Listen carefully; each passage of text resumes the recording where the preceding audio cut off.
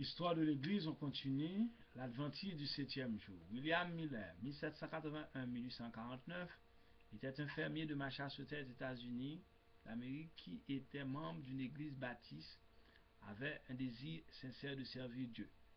Malheureusement, il manquait d'instruction dans la parole de Dieu et par conséquent, il a mal interprété plusieurs passages bibliques. M. Miller s'intéressait beaucoup à la prophétie et à l'âge de 50 ans, il a commencé à prêcher son interprétation de la prophétie. Il a prêché le retour visible de Jésus-Christ à un moment où cette doctrine avait été presque oubliée par l'Église, donc beaucoup de personnes s'intéressaient à son message. La faute principale de M. William Miller se trouvait dans son interprétation de Daniel chapitre 8.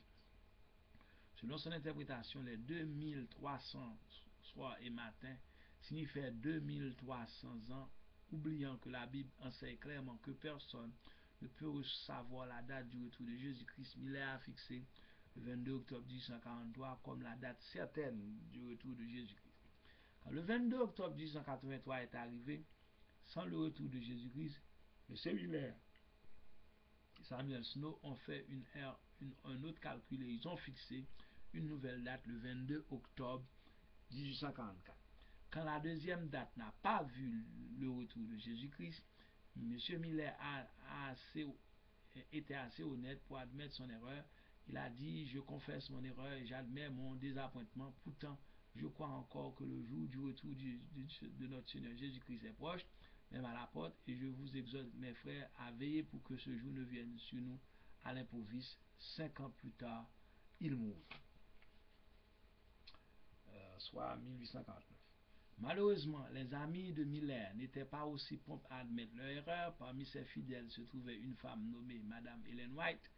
Elle a succédé à M. Miller comme leader du groupe qui avait pris le nom adventiste, à cause de leur doctrine fondamentale qui était l'avènement de Jésus-Christ. Où M. Miller était prêt à admettre son erreur, Mme White n'admet pas d'erreur. Où M. Miller abandonnait ses prophéties après avoir été désappointé, Mme White a changé défaite en victoire. Une autre interprétation où M. Miller avait basé ses enseignements uniquement sur la Bible, Mme White a eu de nombreuses révélations jusqu'à sa mort en 1915. Elle était le leader adventiste. Mme White a écrit beaucoup de livres et de quelques-uns. Elle a dit: ces livres sont vérité et justice.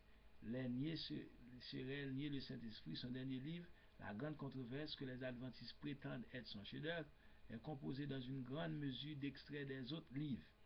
Malgré des preuves de ces plagiats, c'est-à-dire copiés sur d'autres, on lit dans la préface de l'un de ces livres: nous croyons que par une illumination divine, elle a été rendue capable d'écrire des événements passés avec plus d'exactitude qu'aucun auteur, et de lire l'avenir avec plus que la simple prévoyance humaine. Dans la brochure We Believe, nous croyons, page 9, les adventistes disent ce dont celui de la prophétie a été manifesté dans la vie et dans le mystère de Mme Ellen White.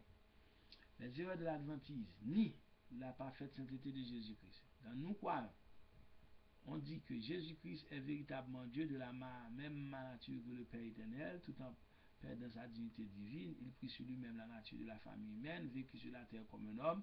Quoi qu'on ne le dise pas, nous n'aurions cru peut-être qu'on voulait dire qu'il a pris la nature humaine sans prendre la nature pécheresse.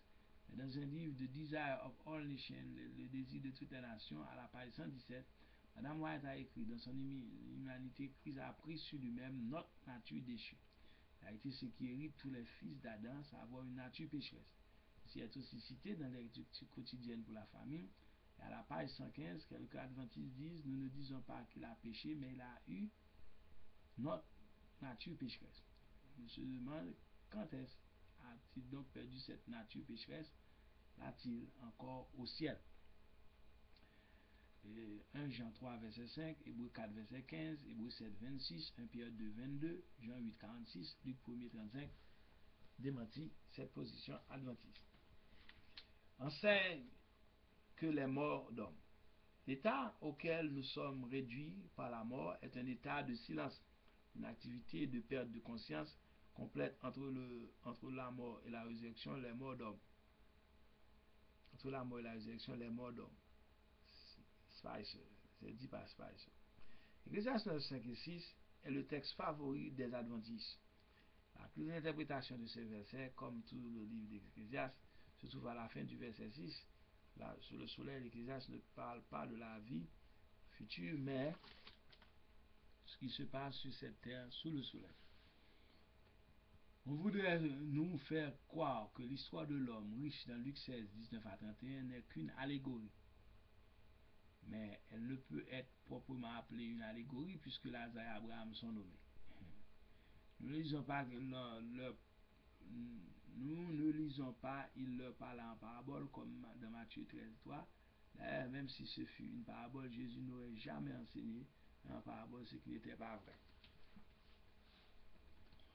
Philippiens 1er, 23 et 24, 2 Corinthiens 5, 1 à 8, Apocalypse 6, 9 et 10, Luc 23, 43. On va traiter, on va traiter le sujet de l'enfer dans l'étude des témoins de Jéhovah. Ici, on va simplement citer la doctrine des adventistes et y répondre dans d'autres chapitres. L'enseignement des Écritures, c'est que le péché et les pécheurs seront effacés de la terre. Il y aura un univers propre quand la grande controverse entre Christ et Satan sera terminée, dit Spicer. La théorie du châtiment éternel est l'une des fausses doctrines qui constituent le vin, l'abomination de Babylone. Le péché et les pécheurs seront annihilés pour toujours. Madame Ellen White qui a dit ça. Il est en erreur à l'égard de l'inspiration de Christ. Les autres erreurs, les adventistes les partagent avec d'autres groupes, mais cette erreur est uniquement la leur. L'erreur commence dans l'interprétation de Daniel 8. Amen. L'interprétation biblique et histoire de Daniel 8. Nous passons d'abord ce que disent les Écritures et ensuite nous verrons comment les adventistes interprètent eux-mêmes les Écritures. Selon les versets 20 et 21, le bélier du chapitre 8 de Daniel, le bélier représente les rois des Mèdes et des Perses, tandis que le bouc représente le grand roi de Javan. On n'a qu'à lire l'histoire pour savoir ce que peut être un autre qu'Alexandre, car c'était bien lui qui a détruit la force de l'empire perse. Son empire était divisé en 4 parties: la Macédoine, la Syrie, l'Égypte et l'Orient. De l'une de ces parties, la Syrie s'éleva un roi impudent et artificieux, Antiochos Épiphane. Il a fait cesser les sacrifices et a fait des choses terribles dans le temple.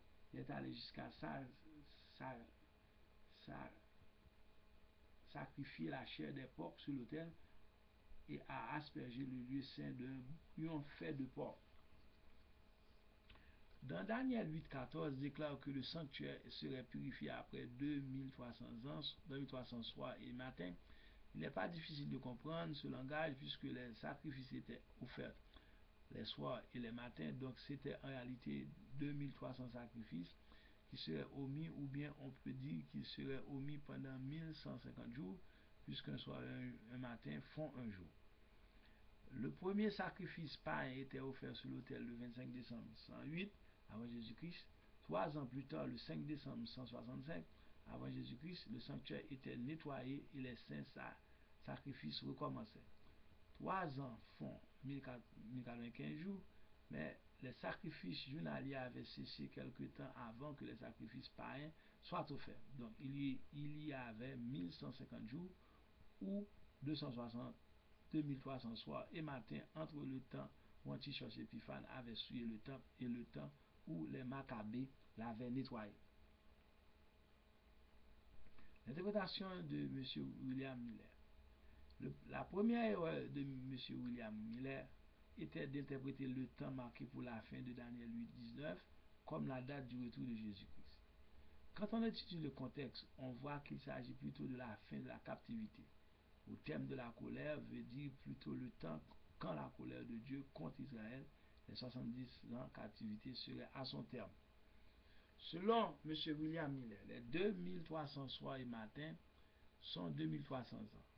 On aurait pensé que soir et matin étaient assez clairs.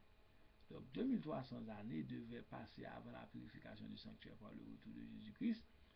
Et de quelle date fallait-il commencer de calculer? Pour trouver la solution, il est allé à Daniel 9, où il a trouvé les 60...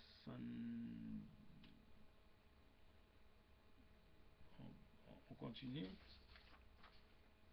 À bientôt. Que Dieu vous bénisse. Amen.